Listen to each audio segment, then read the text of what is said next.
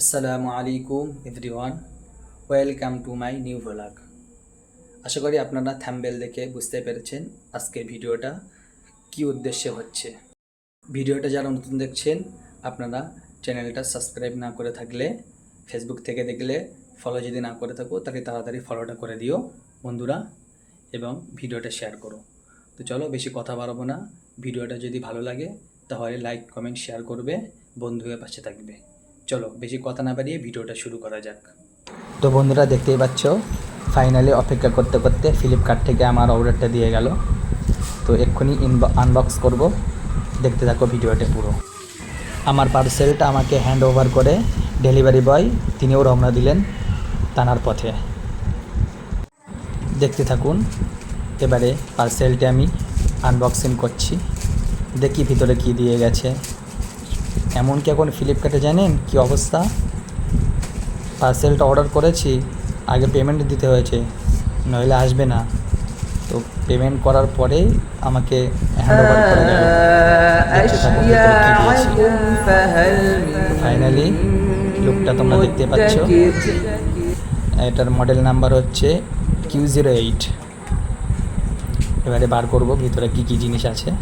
তো প্রথমেই পার হয়ে আসলো একটা লিস্ট চিঠি, তার মানে কিভাবে এটা ইউজ করতে হবে তার নিয়মকানুন। এক পিঠে ইংলিশ, এক পিঠে উর্দু লেখা, উর্দু না চায়না। দাঁড়াও, এই যা চার্জারটা পড়ে গেল। একটা গিফট কার্ড দিল ভিতরে, একটা কেবল চার্জার, এবং এই যে ফাইনালি স্ট্যান্ডার্ড লুক। দেখতে থাকো ফাইনাল কেমন হয়েছে। তো আজ প্রথম ইউজ করছি, জানি না কিভাবে ইউজ করতে হয়, কিভাবে এটাকে খুলতে হয়, কিভাবে বন্ধ করতে হয়, তাও সাবধানের সঙ্গে করছি যাতে ভেঙে টেঙে না যায়।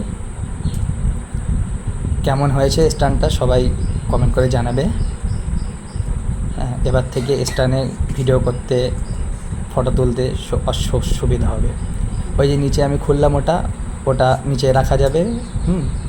এই যে এখন যেটা খুলছি এটা হচ্ছে ফোন লাগাতে হয়, এই জায়গায় অটোমেটিক কাজ হবে। তো বন্ধুরা এতক্ষণ দেখছিলেন স্ট্যান্ডের আনবক্সিং। তো ফাইনালি এবার আমরা বাইকটা নিয়ে বেরিয়ে পড়েছি স্ট্যান্ডটা নিয়ে।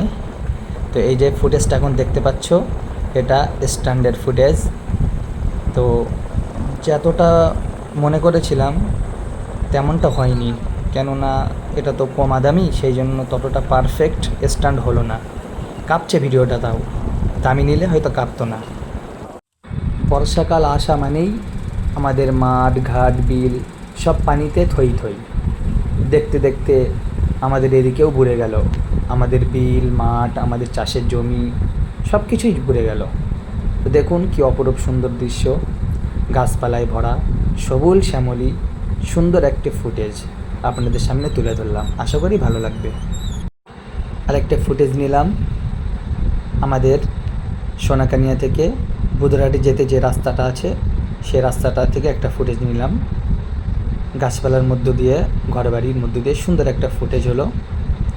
তো দেখতে থাকো কন্টিনিউ ভিডিওটা।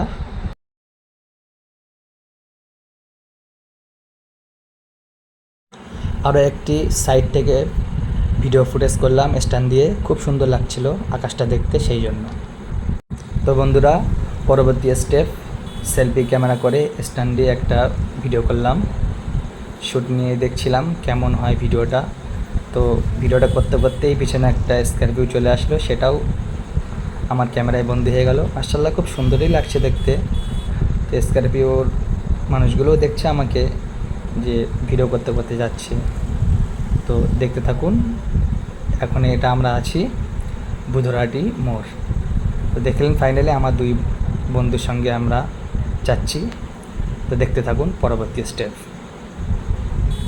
এরপর ব্যাক ক্যামেরা দিয়ে একটা ফুটেজ নিলাম, দেখুন কত সুন্দর লাগছে ফুটেজটা। কিন্তু আমি ভেবেছিলাম স্ট্যান্ডটা কেনার পরে হয়তো বাইক জার্নিংয়ের ভিডিওগুলো আর কাঁপবে না, কিন্তু না, সেটা হলো না।